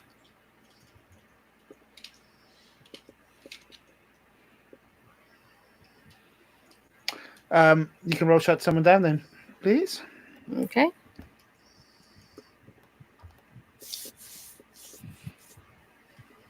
That's a 7 with my +1. Thank heaven. Okay, so you choose one from the list below, but you come across poorly, and they give you a condition in return. Let's see. Let's see how many strings we all have. Always. I'm going to take away their string. Henry's, sorry, string on me. It is very useful to me to be able to gain a string on someone who doesn't have one. Yeah, absolutely. I'm going to give her the condition party pooper. But the party hasn't even started yet. Fine. I'll call Billy to clean all this up. You think the party hasn't started yet. Dee Dee and I were very clear on the party having started as soon as I arrived. So I noticed. Dee Dee nods and says, I'm pretty sure, show me some of your cowboy tricks. That won't cause any damage. Actually, I would like to sort of keep Henry busy. Honestly, he seems to be in a mood. Henry, how would you like to spend some time with Delilah?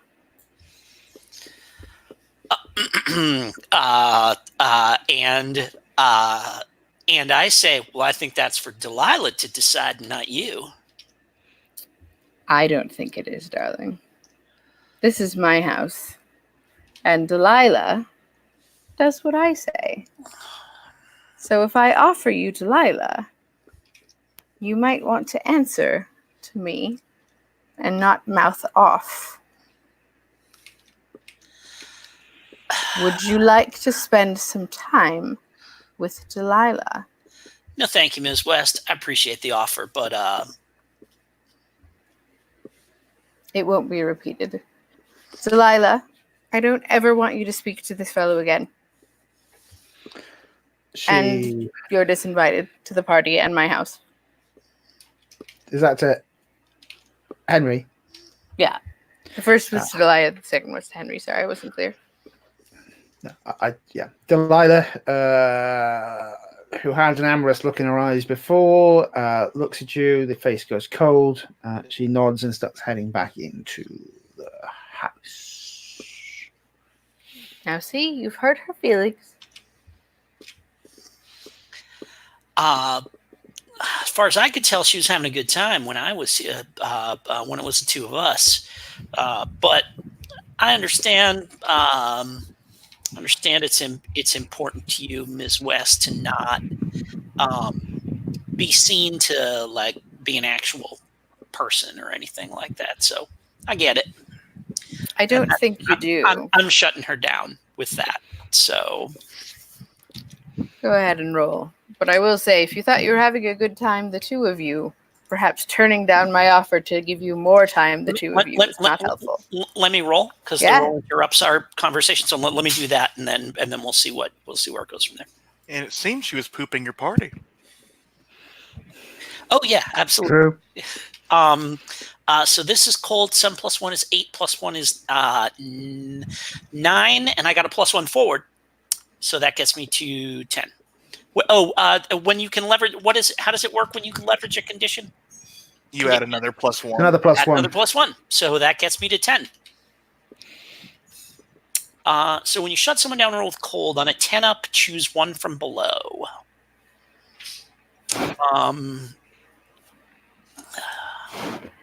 Oh yeah, and I will definitely get that string back.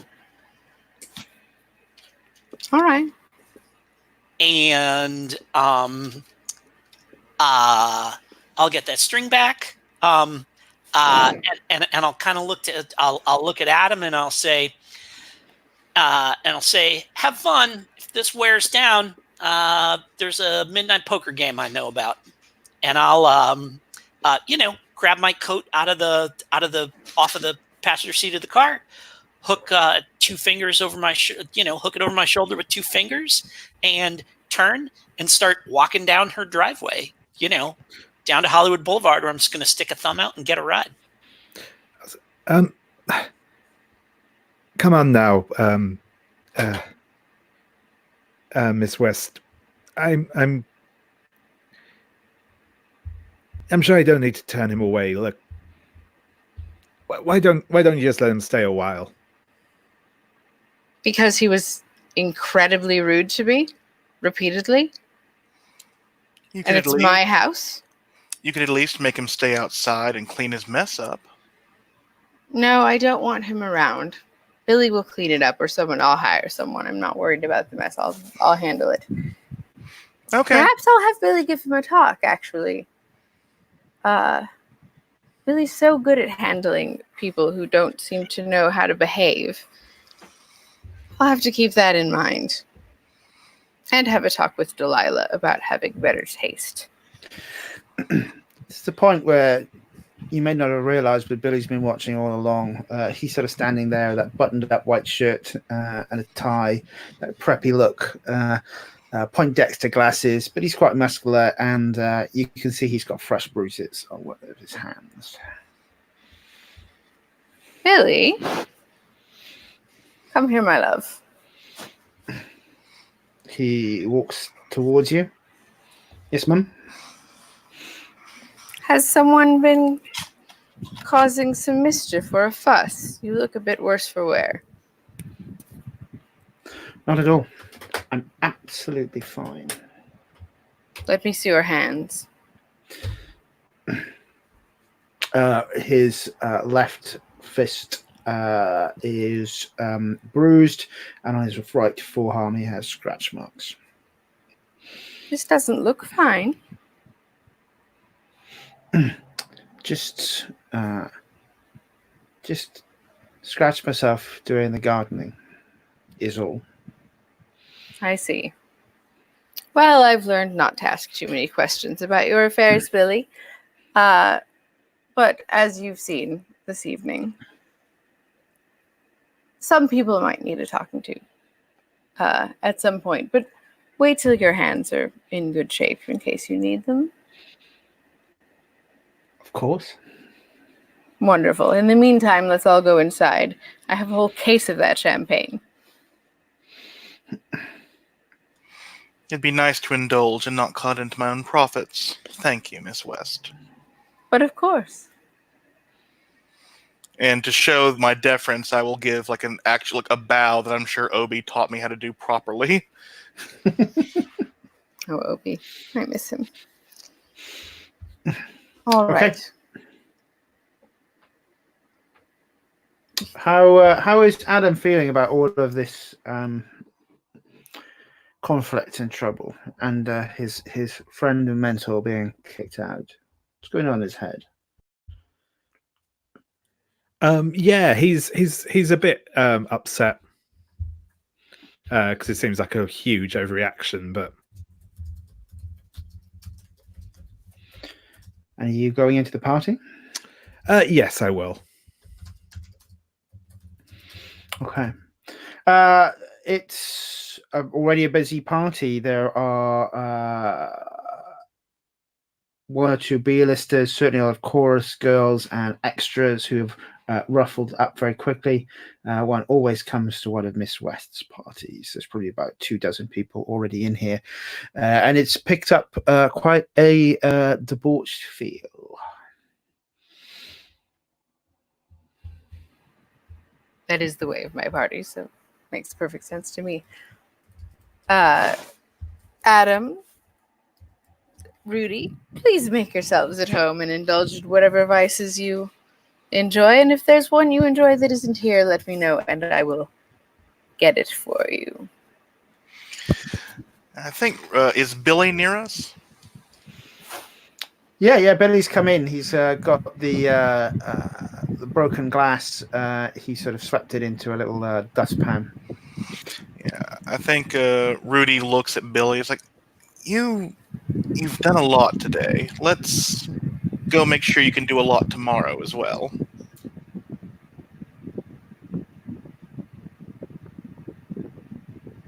All right. Takes a look at you and says, if I'm understanding what you're saying, you're offering to give him some form of medication. I'm offering to see to his hands at the very least. Whatever that entails will be up to us. Okay, so that's fine. He looks at you and looks at Rose for whether or not that's acceptable. I think it's acceptable. Then I don't want Billy's hands roughed up. he nods and follows you dutifully.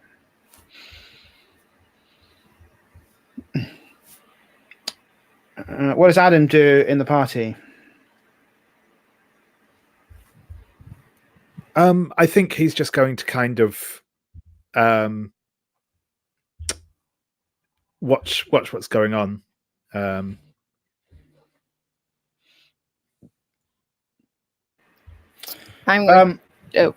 No, go. I'd like to go up to Delilah, and I've just grabbed a little bracelet, valuable bracelet, but not one that is out of my price range to replace if I needed to. And I hand it to her and I say, "I'm so sorry, my love. I know you were having a good time, and I so enjoy your hijinks. And I just think, let's just forget about the unpleasantness this evening. I know how you love jewelry. I like the small ones. They try so hard. I know they do. And I might have been a bit harsh, and maybe it's not that he can't come forever. This evening, he was so rude to me, and what image would it put out if I let someone speak to me that way and then invited them into my home?" She sort of falls back into a chair, arms folded, and says, "Okay, but you have to find me someone else who can tie good knots." Oh, I'm sure we have plenty, but I'll go ask Mags to find someone suitable. And in the meantime, shall I clasp this necklace? Or did I say bracelet the first time? Let's make it a necklace. Shall I clasp this necklace on you, dear?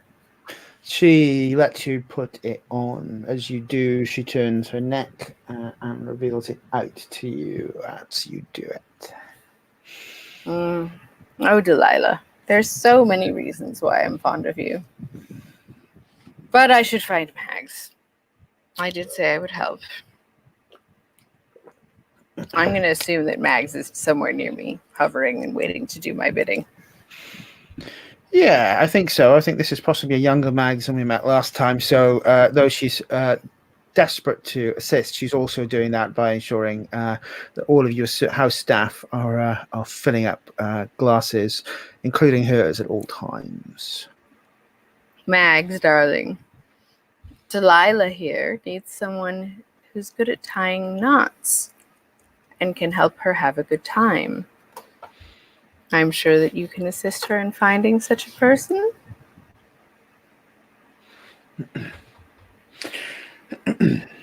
She looks at you, raises an eyebrow, and says,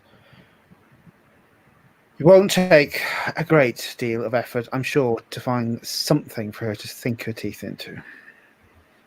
Exactly. I knew you would know just the thing. And see to my friend Adam as well.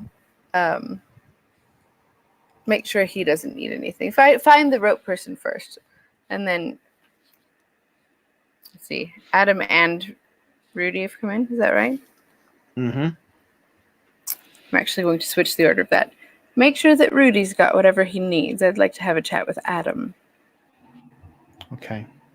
So I'm going to slide out of that scene to Henry.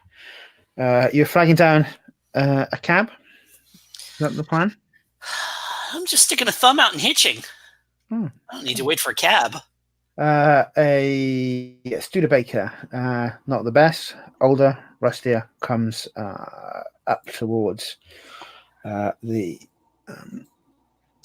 where you stick your thumb out, and the window winds down, and it was the young black woman, journalist, who was outside and looking at the others. You'd not met her before, but she seems to have remembered you. Well, good evening, ma'am. You are not the Samaritan that I was expecting. Well, took me a while to get here with your fancy driving. I must say that I admire the fact that you did not end up with your car acquainted with a tree as the gentleman that were following me initially did. I'd would you like a lift?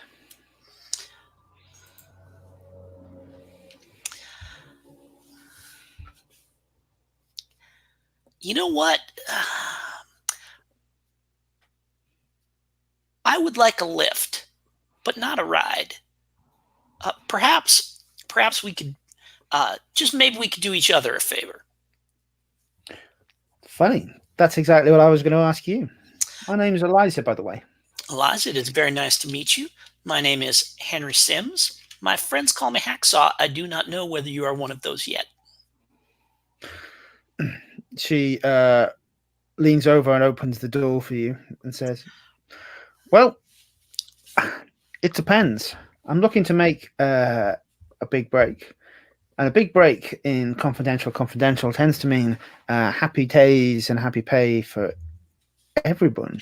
Well, would the form of this break perhaps take exclusive pictures of the private residence of a well-known Hollywood starlet who's having a private party at this very time? For that sort of big break, Henry, I'll give you a lift anytime you want. Well, now I can take you there, and I know way over the fence in the back and can assist you with that.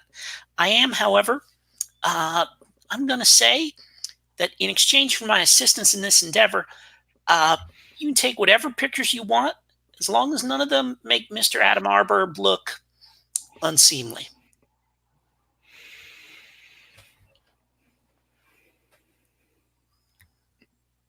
That's a deal. Well, all right then. I'm afraid you're gonna have to make a U-turn and head back up there. Okay, I'm going to give you a string on Eliza. Let's do Rudy and Billy. But he's a bit strange. He's just got that walk, that look. His eyes don't blink. He stands with his arms straight down whenever he comes to a stop, as if he's not quite sure what to do with them. And he sort of puts out his bruised hand towards you and says, "What do you got?" That was more what I was hoping to hear from you. Did you get the records on Mr. Arbor that I asked? It seems that you got scuffed up.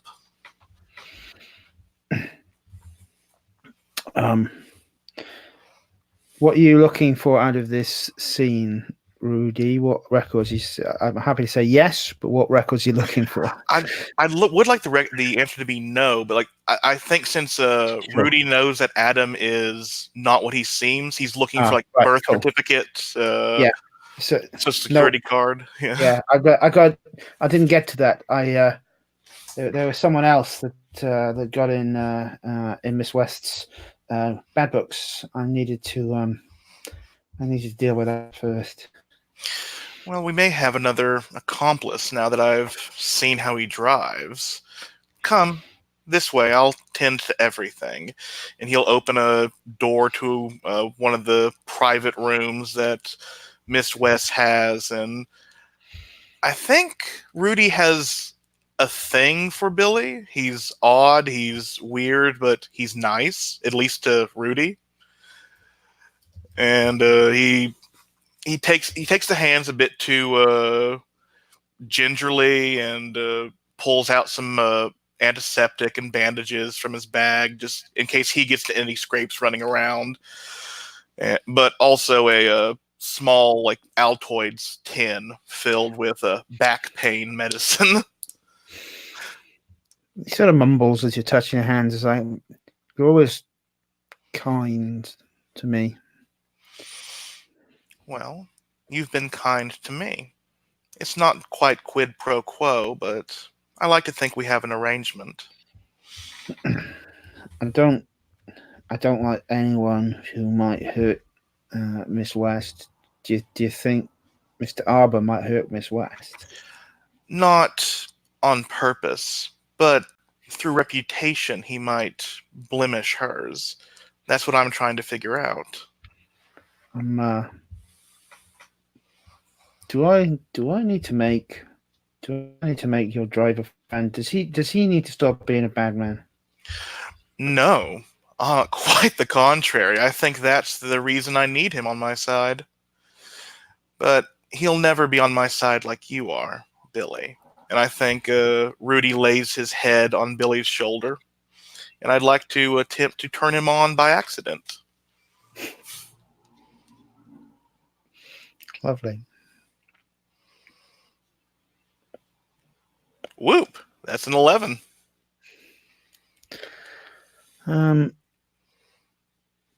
So you gain a string on Billy, and he's going to. I think he's going to get embarrassed and act awkward. He's I'm gonna see if Miss West needs any more help. Thank you for everything. And he puts tablets. I was like, Sorry. didn't she say you were supposed to tend to me, Billy?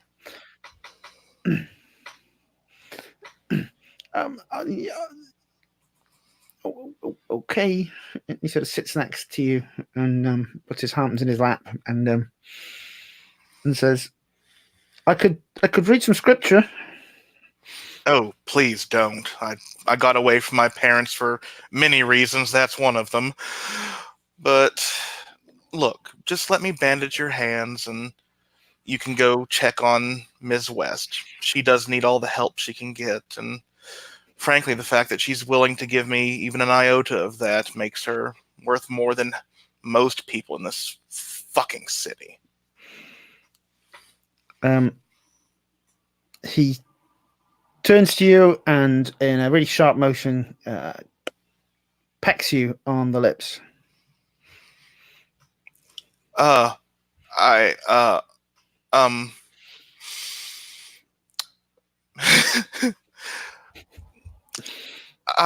Maybe we can both see if Miss West needs any help after this. I thought that's what you wanted. Sorry. No, don't be sorry. I don't know what I want. Okay. And he follows you out. So we're going to do Adam and Rose's scene, and I think we'll draw the shutter down after this scene, folks. So make it a good one. Adam and Rose. Adam, have you been well taken care of so far at the party? You have everything you need? A drink? Refreshments of any sort? I'm quite fine, thank you, Miss West. Good. I'm glad to hear it. Now let's have a chat, shall we? Of course. When we were dancing this afternoon, and so rudely interrupted, I just got a very negative impression of Mr. Green something, whoever he was. I don't think that you should be allying yourself with someone who would have you by cutting you down. The whole no one can get you a big role but me, this, that, and the other thing. I mean, I could get you a big role, and you just had one anyway. I think you need to stay away from him. Don't be naive. This town will destroy you. Well, Miss West, I understand I've got to stand up for myself, but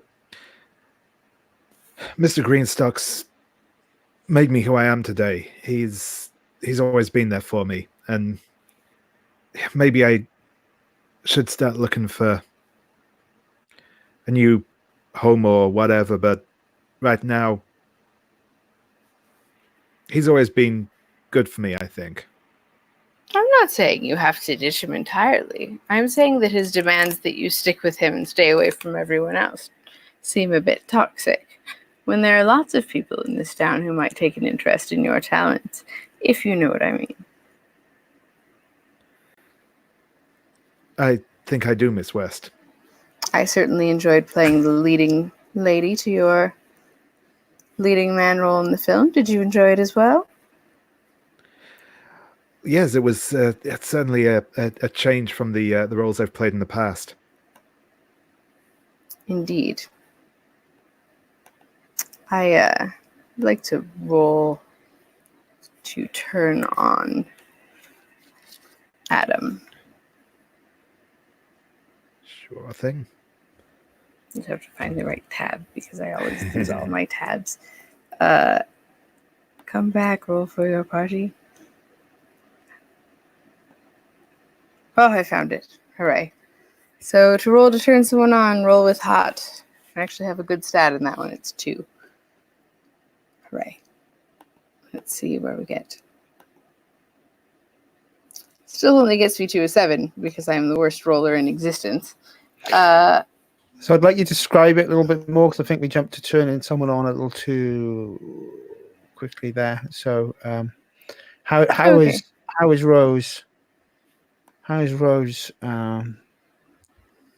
getting this sort of reaction out of Adam? We'll incorporate that narration into the role. So yeah. So you get a string on them, but they get David gets a choice from the list. Yes, you do.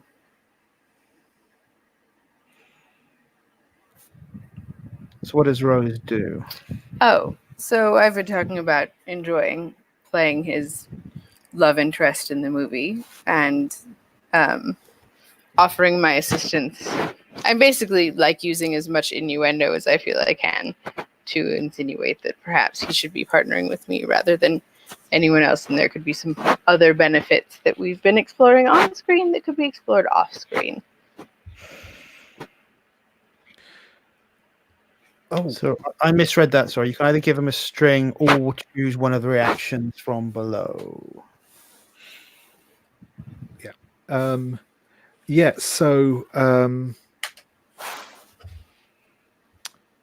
I think I'm going to go with the promise someone something I think they want, and I think you can almost like see the gears whirring inside Adam's head as he goes, Miss West, are you saying you want to start dating? Well, I think that's jumping the gun a little bit, don't you? I just thought we could spend a little time together. Oh, of course. I'm sorry. I didn't mean to. No, that would be nice. You're awful nice company, Miss West. As are you. And if it leads to something like dating, I mean, who could object? A leading man, a leading lady. It's a Hollywood love story. They'll eat it up. But for now, a bit of time. Of course. Wonderful. Now, just remember in the meantime, stand up for yourself, know your worth, dominate this town before it dominates you, and enjoy the rest of the party, my love. I will do, Miss West. Beautiful. I'm going to do a kiss on each cheek sort of thing. And a hand on like the upper arm that sort of lingers for a moment, and then I'll wander off to socialize. So we will fade to back from this game as a young journalist starts taking photos outside to the debauch scenes inside. Like through a window? How is she getting? Just through a window. Yeah. Camera pans out, and we will close down tonight's game. Thank you very much, ladies and gentlemen. The last 45 minutes, especially, were great as you started finding your voices and pushing against each other in the meanest of conspiratorial of ways. Let's go around with a little round of stars and wishes, if we wouldn't mind. I'm going to go in. Keeper order and start with Adam and David. So stars to begin with. Yeah, no stars to everyone for being great as ever. But no, I really again, I really like all the characters we've got here, so that's great. But I loved Jim. The moment with Hacksaw in the car was just was great. They the sort of the joy that he takes in it was really sort of came across really well. That was great fun. Rudy. I enjoyed the enjoyed the character all the way through, but I really liked the just the way sort of the little bits with Rudy that just kind of shows that he's always sort of operating at some level, and the little touches here and there, like the little bit with Obi and all that sort of stuff was really cool. And Pearl, it's great to see. It's great to see Rose back again. I really liked. I really liked the whole bit with Dee Dee and the car and all that stuff with that little thing was really cool. That seeing like sort of suddenly going to like really cold was good fun. And yeah, Dave, just again, brilliant work on getting everything sort of set up for this, and the sort of the feel of it, the scenes and the NPCs and sort of tying everything back into the world was really good. So yeah, thank you. Thanks, David. I'm not sure I think I like any of your characters. I think you're all bastards, but in the best possible way. Ferret. So yeah. Thank you, Dave. I like the feeling of this world very much, and just like Obi felt like fake, but in the realist way. Just like a Hollywood bastard that is playing people off in his club. That was really nice. And I was toying with Billy, and now I can't. And Pearl, I need to see the rest of the Urban Shadows playthrough now to know what I'm up against, and it feels natural to be under your thumb, and that is odd. But I can see how she owns this town. Jim, Hacksaw is like, I immediately got the kind of person Hacksaw was that first scene, and it's like, yes, this is wonderful. I'm going to use this guy or get completely murdered in the attempt. And David, it's nice to see you again. It's been so long. And Adam feels so in over his head, like just like a child actor trying to stay afloat in Hollywood after their cuteness has left them. It's really nice. I kept thinking, it's like, this poor guy, he's going to drown or drown us all by thrashing with us.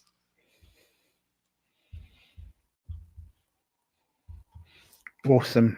Thank you, Jim.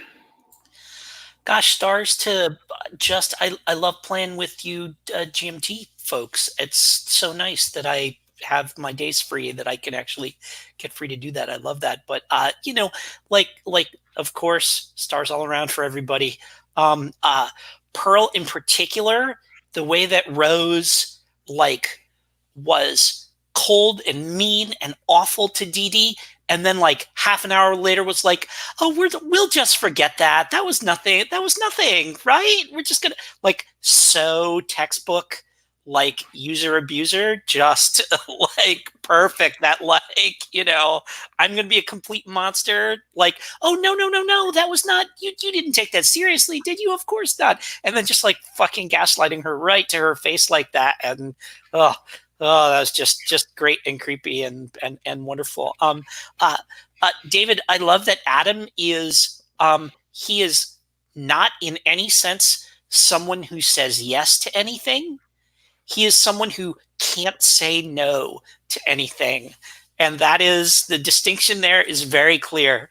And I kind of love that. And just, it's going to be so much fun to see what I can talk him into doing. Like to, you know, because like I can't get hurt. I mean, like I can get hurt, but it's going to be fun to play that out. And Ferret, yes, an absolute pleasure to finally play with you. Thank you. This was really wonderful. And what I got from Rudy that was really cool was he's very comfortable moving around in all those worlds. That he's got like the kind of code switching that you have going on, where like you're like, now I'm out here with the plebes and I sell my reefer, and then I go back inside and I sell the coke to the actors, and you can talk all their talk and walk all their walk and stuff like that. But that it's a very delicate balance. I'm really looking forward to that, to seeing, you know, if you can keep all those plates all spinning at the same time. That's going to be a lot of fun. So, Dave, thank you for putting all this together. There's clearly a whole lot of thought that has gone into it, and like right from the jump, the sense that this is a fully inhabited world. It's a delicate balance between it's a fully inhabited world that has real characters and like stuff is going around us, but I didn't feel like I needed to like read, you know, whatever, like somebody's series Bible to get up to speed on it. You know, there's just enough characters that are kind of to make that superstructure, and then you let us add a few more people to it, and whether they get in there or not, just the mere act of creating them really made it feel like, you know, like we've got some input into the world, but it is there to begin with, and I'm really looking forward to more games. Cool, appreciate it. That's what I am aiming for. That it hopefully should feel like a lived-in world, but it's your world every time we pick up a new chapter of this story. So awesome. Last but certainly not least, Pearl.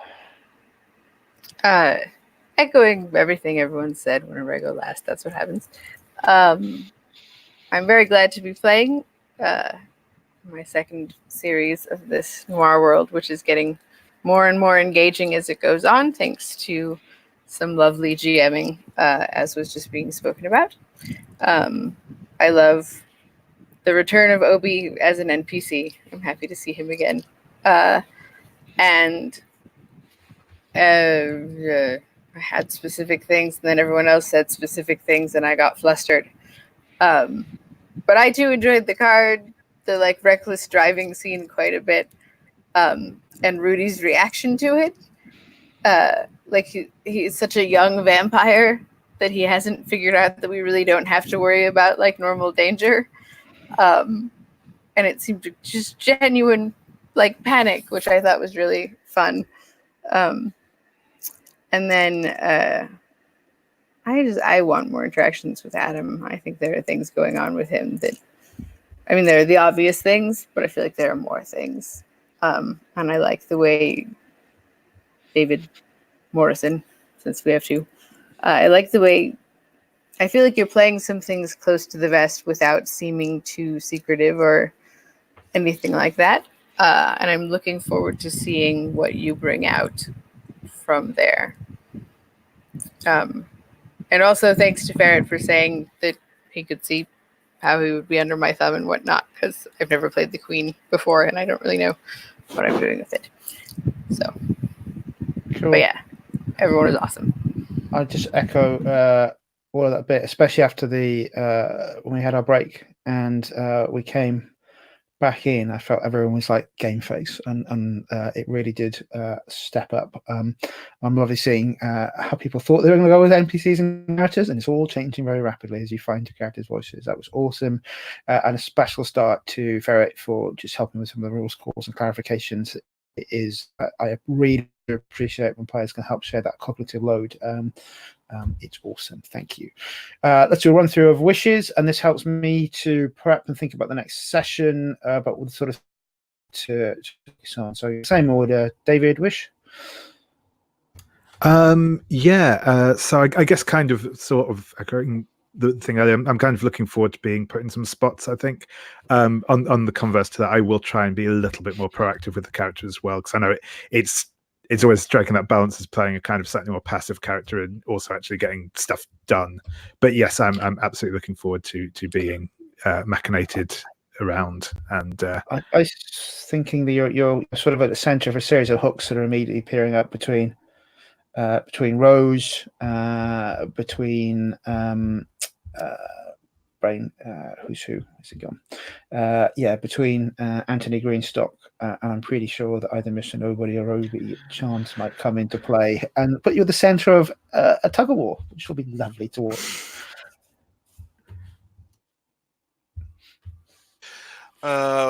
The one it's like semi-star I forgot to is like, thank you for making Eliza not crash, thanks to Hacksaw's wonderful driving. But I want her to drag me down to her level, like to get a picture of that famous boxer with my uncle and like blackmail me into helping her. 'Cause right now I feel sort of like a mastermind vampire, even though it's like low level starting to build a house of cards, and I don't even want to get to the second level. I want to have to like keep balancing more plates to see which ones crash down around me. Gotcha. Jim?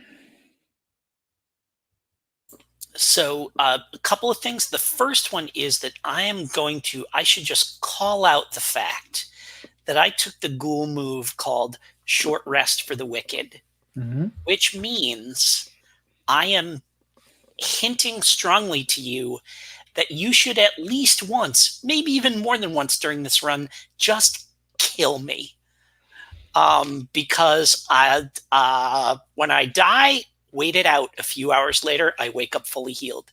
So you do whatever you want to me. You can, send me off a cliff. You can drop a building on me. You can shoot me in the head, whatever. And like, I want this character to be like violence done to his body, right? So you should like whatever normal kid gloves you might have for like doling out harm, you can just toss that aside and treat me like one of those whatever ragdoll physics programs or something like that.